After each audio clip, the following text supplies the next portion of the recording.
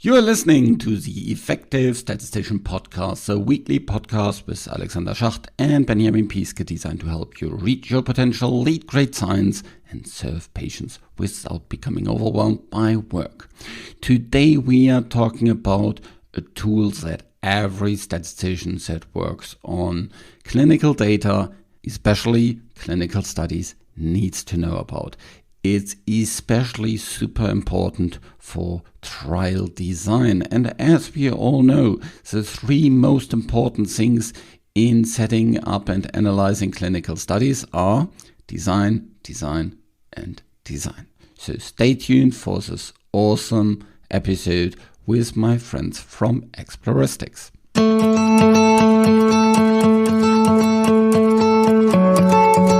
And Jamie are great people from a really nice company I love to work with called Exploristics.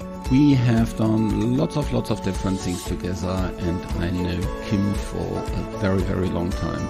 She has done a great deal of things in her previous company at GSK and is now helping lots of different companies through Exploristics. We have also created a course about simulations together. And if you check out the show notes, you can find everything about this. So get to the show notes where you can learn about all the things about the course and all the other offers that we have in the Effective Statistician Academy. It's a great source for investing in yourself. And as you know, investing in yourself has the best return on investment, because that's where you can completely control the investment and it helps you for the rest of your life.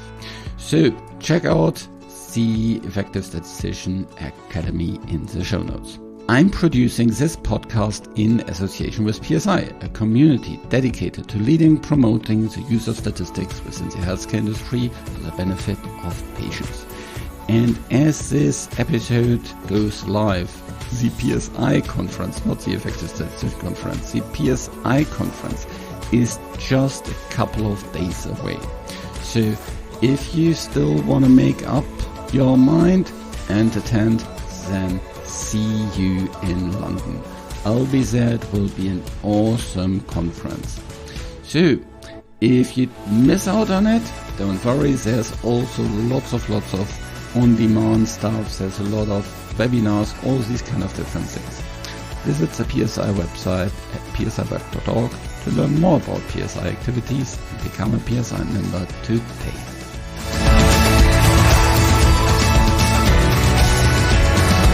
Welcome to another episode of The Effective Statistician. I'm super happy to have two great people with me here, two great statisticians that have a lot of experience in simulations.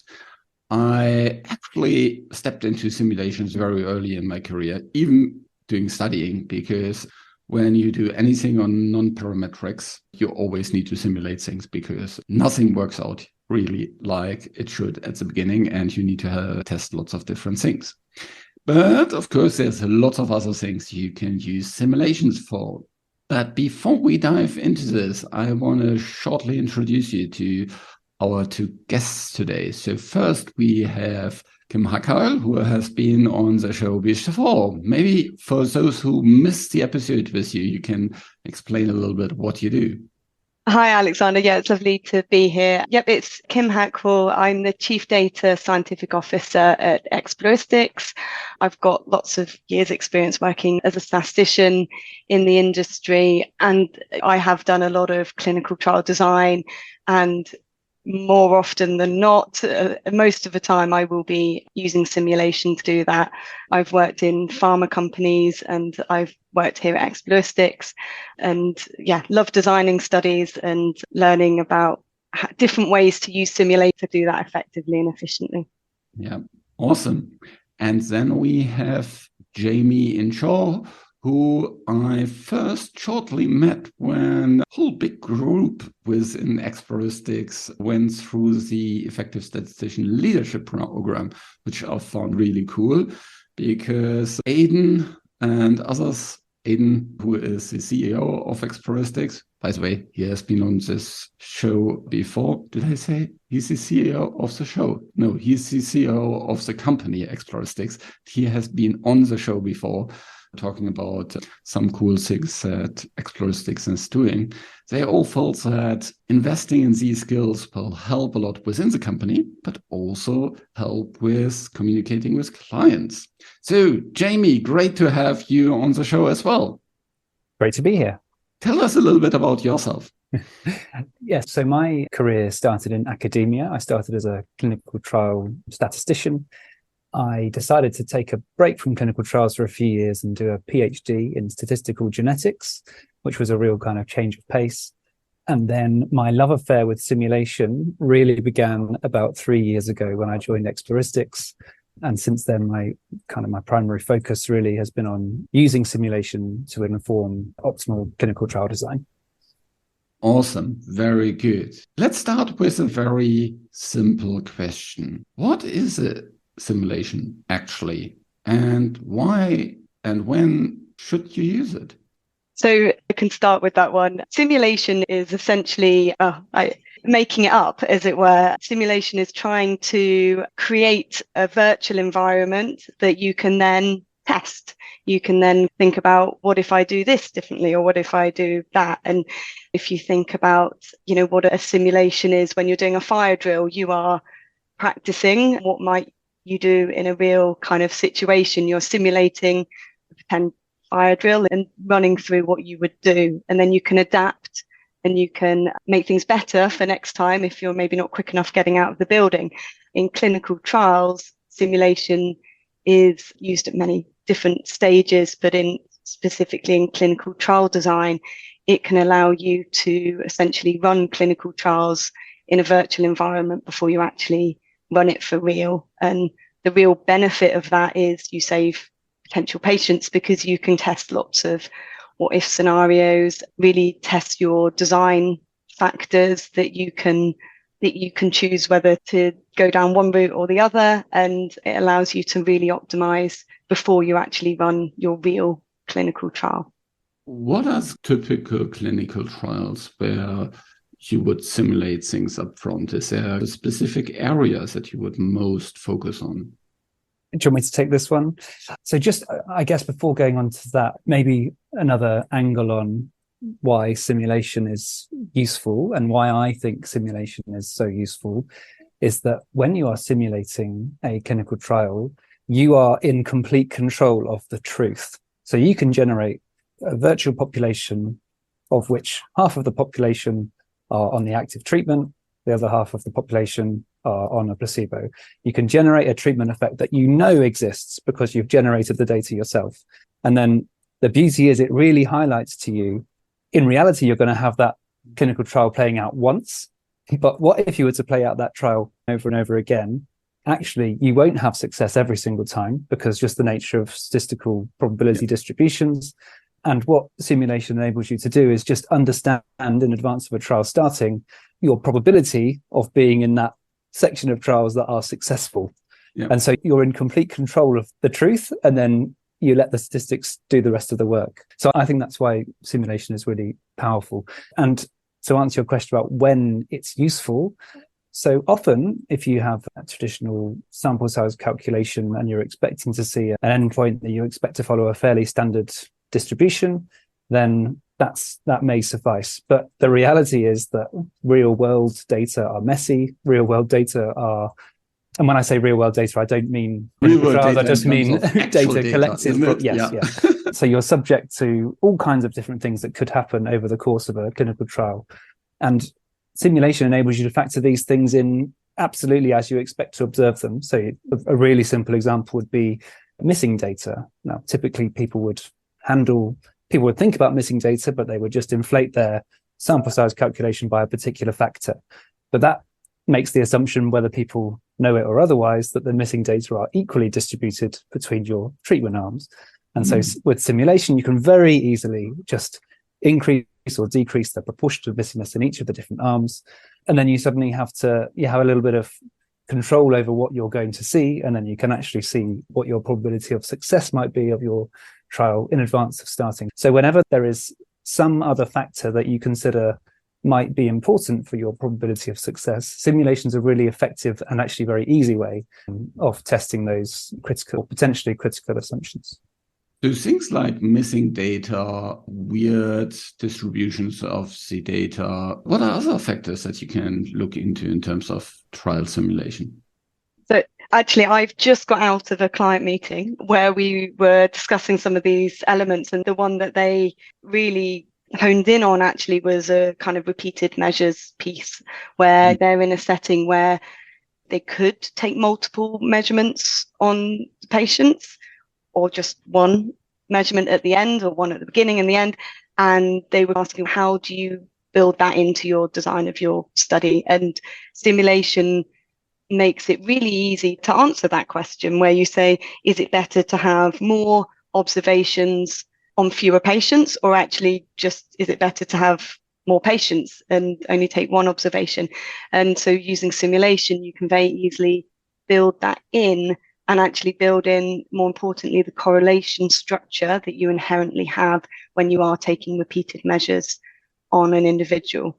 And so that's one very relevant one, which I have literally just come out of a meeting discussing. That's interesting. Never thought about that one, because of course that's a driver in terms of how much burden you put on physicians, on patients within a study.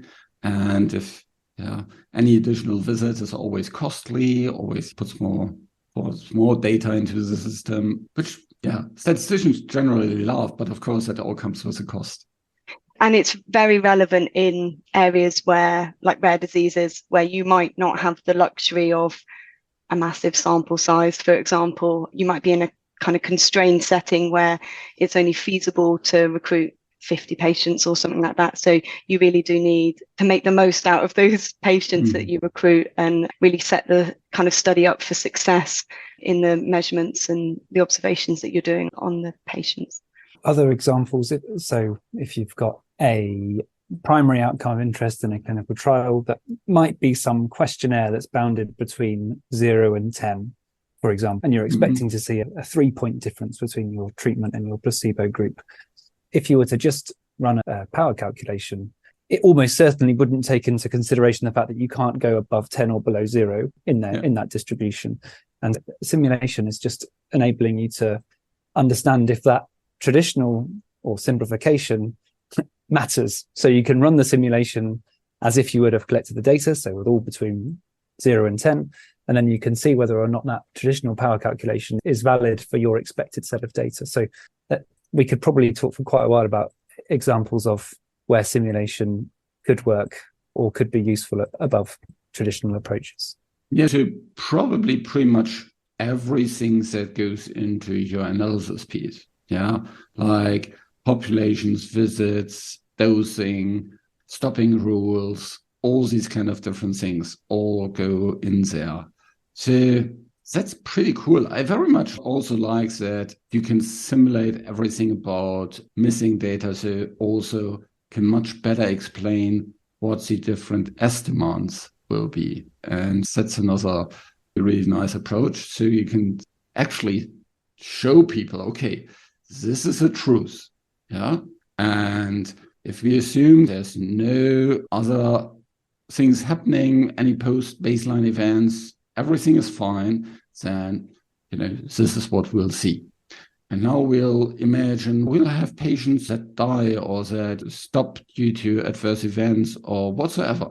Yeah, any intercurrent events. And we can put into these distributions of the intercurrent events that we also know, and then can show, okay, what will happen? And I think this is a really nice way to also show what estimates are and how to work with them.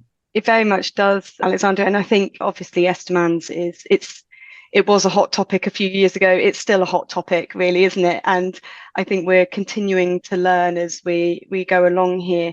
But simulation really is the only way to think about those intercurrent events which are not missing at random. That's really the only way you can build it into your study design.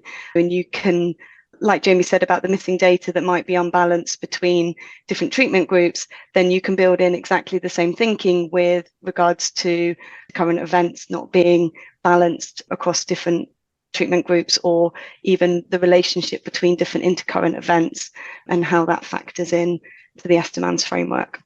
Yeah. It's really, if you're exploring different Estimand strategies in advance of the trial starting, you want to be 100% convinced that your Estimand strategy that you're choosing for a particular intercurrent event is not inflating your type 1 error. Yeah. And so regulators are going to be very interested to see that in your simulation, where the truth that you have simulated is that your treatment is not working, you're only going to get a positive result a controlled proportion of times. So I think that, yeah, it's a really nice use of simulation to really think about these estimands in advance. And what you're proposing in your protocol, is that a fair thing to propose? And the regulators may have a thing or two to say if that type 1 error is inflated. That's really nice aspect as well, so that you can use it for discussions with regulators. Now, if I hear all these kind of different things, yeah, you can do this and this and this, and you can play with all these kind of different things. For me, that looks like a huge number of simulations I need to look into. Kind of, if I'm just thinking about all these different factors and they have all kind of various levels, and how many years do I need to simulate to get through all of that? And I don't know. That probably will burn my PC before it gets all the simulations back. Is that as complicated as it sounds, Jamie? I was going to let Kim start and I'll add on. I don't know whether I'm allowed to mention something. No, okay. Cut all that out, Alex, sorry. Well, let's just put, Alexander, can we mention our software or not? How do you want to? Yeah, of course you can mention your software. Fine. Okay. In which case, okay. But I don't want it to come across like a sales pitch. Kim, you can go first and I'll Okay, that's fine. Obviously, the more factors that you look at in study design, the more complicated things do get, which then can add time to that planning or the design stage. But I would very much argue that is time worthwhile spent in the upfront planning of a trial. If you think how much trials cost, how long they run for, you think of the failure rate generally of clinical trials, a little bit more upfront planning in that area could save you a lot in time, money, and resource. So I think it is worth spending more time looking at all those different design options and building out that virtual population, understanding all of the characteristics, operating characteristics of the designs. There are tools out there, there are ways that you can efficiently simulate the patient level data and the clinical trials to do that in a much more streamlined approach. And I would say as well, planning is key, but planning and being adaptable, because invariantly we will be working with clients and they think they want something, you go away and do it, and then you obviously come back and present the results. And that process ignites another thought or another avenue that you want to go down. So I think it's really important as you're building out simulation plans and when you're actually doing simulation work that you build in a certain level of flexibility in what you do. But that doesn't mean you still need to plan and try and discuss as much as you can up front so that you can understand the potential avenues a piece of work might take, so that you don't spend ages building something, as it were, that will ultimately not get used or only used a small proportion of it. Exploristics, we do have our Keras Cloud tool, which does take a lot of that burden out of coding from scratch all of the different simulation pieces. So it means that statisticians can very quickly build patient populations, build all those different options within the simulation of clinical trials and do it in a very iterative way without necessarily coding, which, let's be honest, if you're not a skilled coder, simulations can take a lot of time and you run the risk of doing it quite inefficiently, even not necessarily coding it in a way that uses parallelization. For instance, that could mean the difference between a couple of minutes and a few hours or even up to a day of actually running the simulations, let alone the time spent coding it. So I think there are tools out there that can really optimize that process of trying to speed things up and at the end of the day allow statisticians to spend time on the interactions with the project teams, which is really where the value comes of interactions with them on the design piece. Yeah, I completely know what you're talking about. If I remember back my days at university, I would block all PCs that we had in the department over the weekend and then run simulations on them, sometimes just to find out on Sunday evenings that something was wrong. It's really important to have something that is efficient and fast and where you can get results much more quickly, because yes, it's inevitably an iterative process and you always need to check with your clinicians, with your regulatory people, with your operational people, because optimize things step by step. Jamie, what's your experience? I was just going to say I completely agree with Kim. So even if the complexities of running all these simulations seems off-putting, we've had examples in the past where we've run simulations for people that thought they had 80% probability of success for their trial. The simulations were run, and the most likely scenario in those simulations was that they would have had about 50% probability of success, which is a coin flip. And so if you're not armed with that knowledge, you think you've got a particular probability of success and you could be wildly off. And so I think it's really money well spent, in my opinion. And then the other thing I was going to say, which is probably less relevant, but will maybe resonate with some people, is it happened today. I was trying to do a power calculation, so something very simple, something not complicated at all. And I was trying to do it in a statistical package, SAS. And myself and my colleague just couldn't quite figure out the right syntax to put in to get the power calculation that we wanted. And one of us thought that it was a particular syntax, and the power from SAS came out as 7%. And the other one thought it was another syntax, and the power from SAS came out at 90%. And so, of course, that's a real range. And so we said, let's just, for confirmation, simulate a very simple set of simulations that just have a binary outcome. I think it was a crossover design. And within about 20 minutes of generating that data, we found out that the probability of success was closer to the 7%. So it doesn't have to be extremely complicated. It's really useful for doing little sense checks like that give you confidence that if you send something off into what could seem like a black box, it makes sense. Yeah. So one question is, of course, when you put your assumptions into your simulations, where do you get these assumptions from? Yeah, we get asked this a lot. So when we're talking to clients, that is because obviously when you're generating subject level or patient level data, you need to get data to inform that. And quite often they'll ask that question, where do you get your data from? And depending on the conversation, sometimes it goes down the route of, if you were doing a power calculation, where would you get your assumptions from for that? Yep. And I think people don't always recognize that actually what you're doing in a power calculation is making assumptions. And they think of it very differently as if they were trying to generate patient level data. And actually, it's not a million miles away. Obviously, if you're generating patient level data, it would be great if you had some subject level data that you could use, some historical data that you could then pull out correlations between different risk factors or correlations between different endpoints. That would be the kind of optimal thing. We're not obviously always in that space where you have the luxury of having historical clinical data that is really relevant. But there are other ways that you can look through the literature and pull out summary measures and still utilize that and bring that together as part of a meta-analysis, and or augment it with any patient level data that you might have. There's obviously ways of more structured ways like prior elicitation, where you can elicit expert belief around what you believe is the true treatment effect. And you can use that in then generating subject level data sets. So there are lots of different ways, and it depends on the problem or what you're trying to solve as to which route you might go down, as well as the relevant data that you might be able to get your hands on. And there's an explosion at the moment of utilizing real world data and real world evidence in the design of clinical trials. External control arms, as well as historical control arms, are things that people are actively looking at and trying to utilize that information. But with that real world data comes other challenges with the messiness of the data.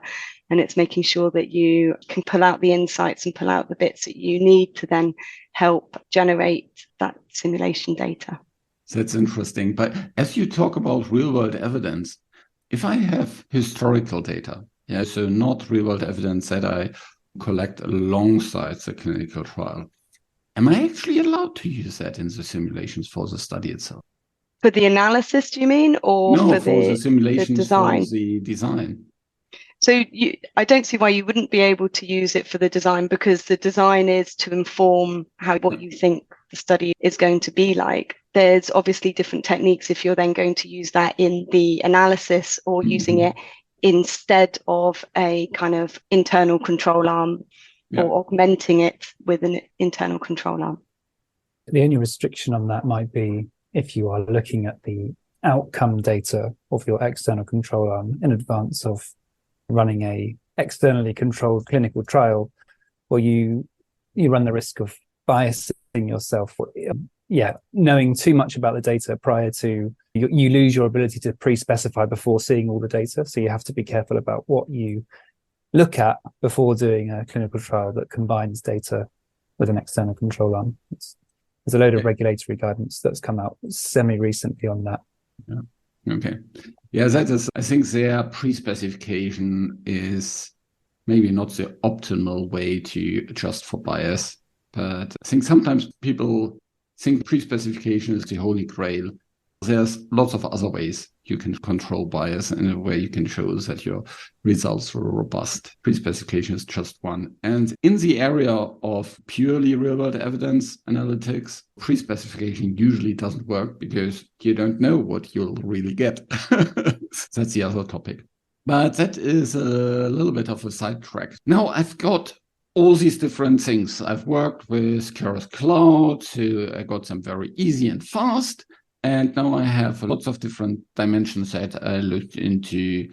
How do you actually help your clients, your non-statistical partners to dive into these data, into these results? So what we tend to do, what we've come up with at Exploristics and Keras Cloud, is that we generate a interactive heat map. So in each of these cells on the heat map, it gives you, in your given sample size for your given scenario, the probability of success of that given set of simulations.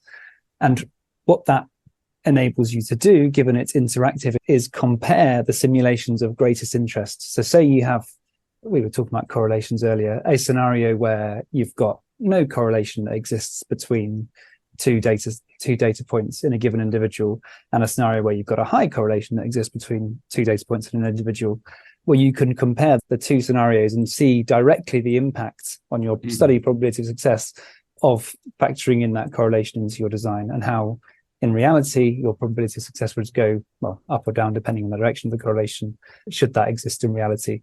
And so you can answer lots of different questions pairwise and ultimately drill down into the trial that gives you the highest probability of success, or the design that gives you the highest probability of success under a given set of assumptions, under a given truth. That is good. Yeah. Interactive data visualization is definitely the way to go. Yeah. Instead of having lots of different tables, you can very easily see any patterns there. You can directly see, okay, these are all the design spaces we can ignore, and we need to focus here on this red, green, whatsoever kind of part in your data visualization. By the way, not use red, green, because that's bad for colorblind people. But Tim, what's your experience? I think gone are the days where, as a statistician, we're asked to go away and provide a sample size and come back and just, there you go, that's your sample size. I think the designing of studies is now, and quite rightly, is now much more of whole team exercise. And obviously that's a great thing and it's the way it should be. But what it does mean is that there's a lot more pressure on a statistician, as it were, to be able to communicate those results, to go away and look at loads of different options and be able to then drill down, as Jamie was saying, onto particular bits and be very flexible within a meeting to do that. It does put you quite a lot in the hot seat, as it were, when clinicians will say, oh, well, what about this? Or have you thought about that? Or what about if we did this instead? And sometimes you'll need to turn around and say, well, I haven't actually been able to look at that. I'd need to go away and come back to you on that.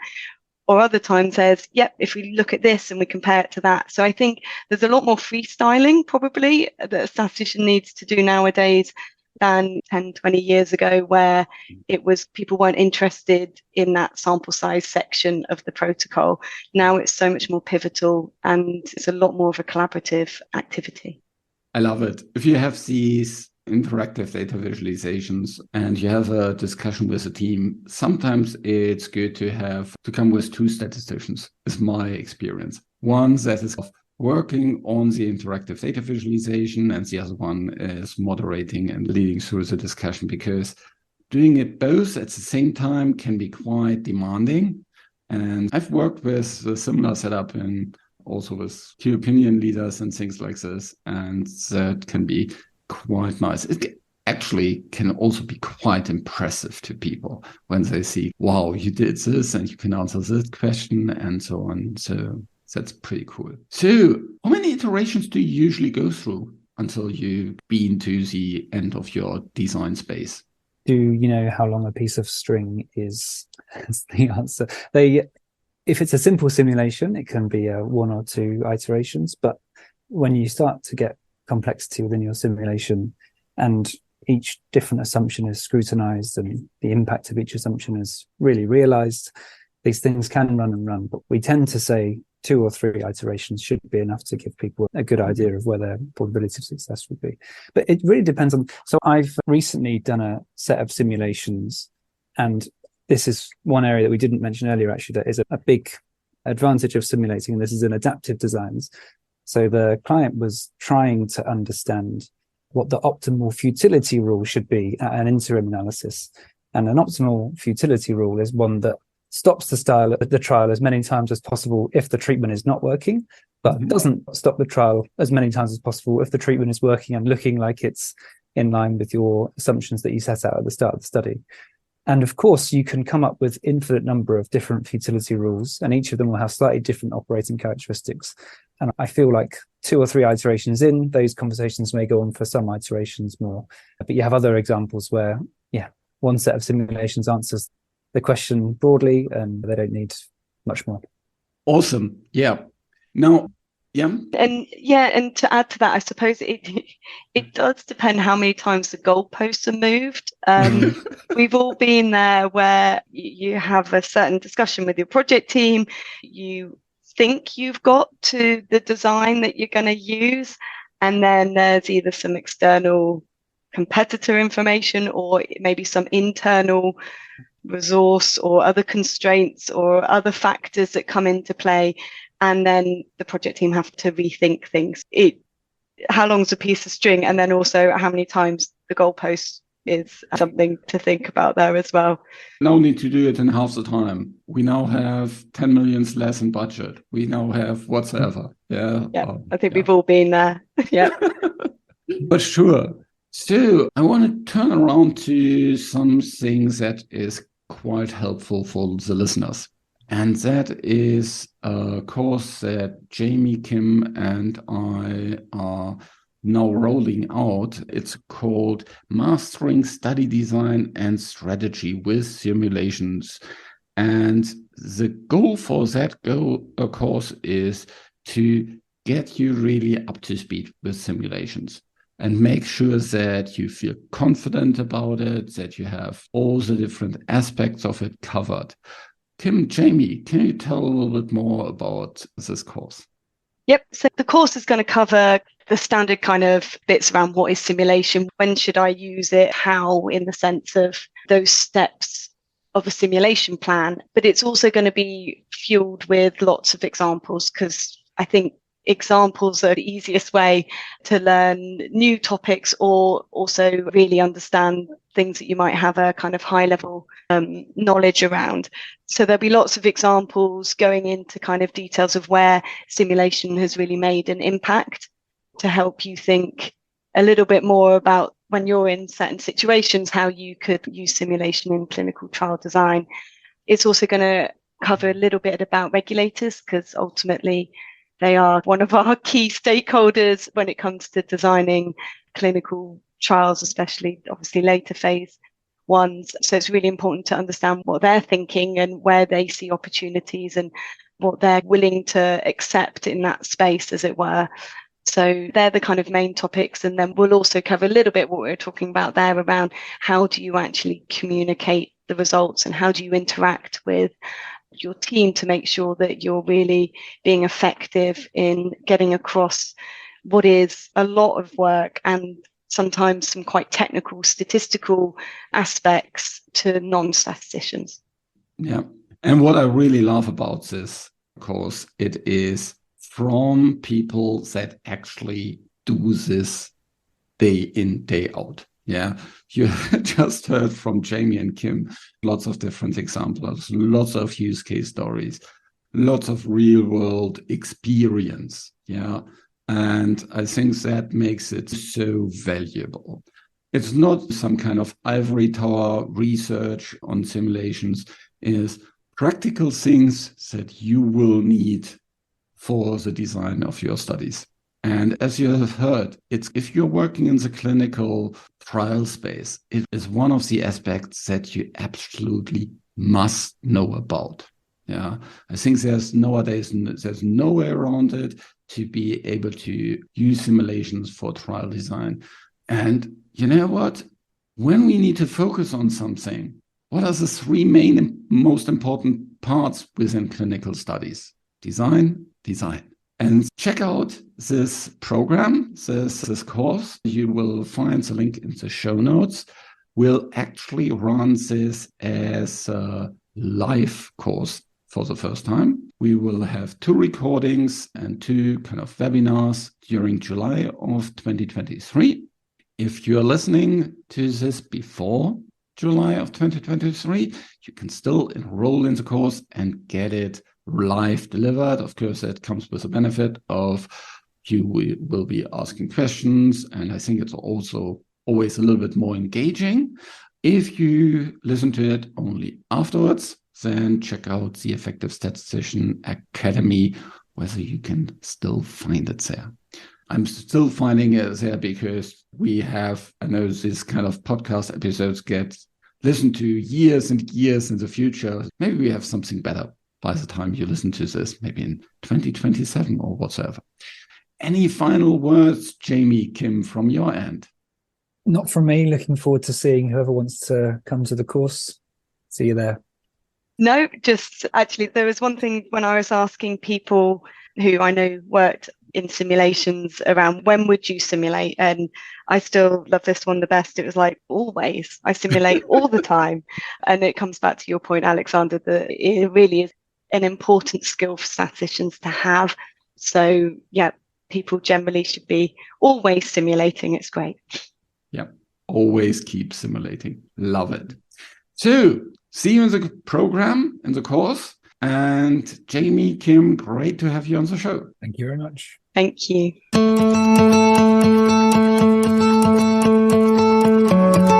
This show was created in association with PSI. Thanks to Rain and her team at VVS to help with the show in the background, and thank you for listening.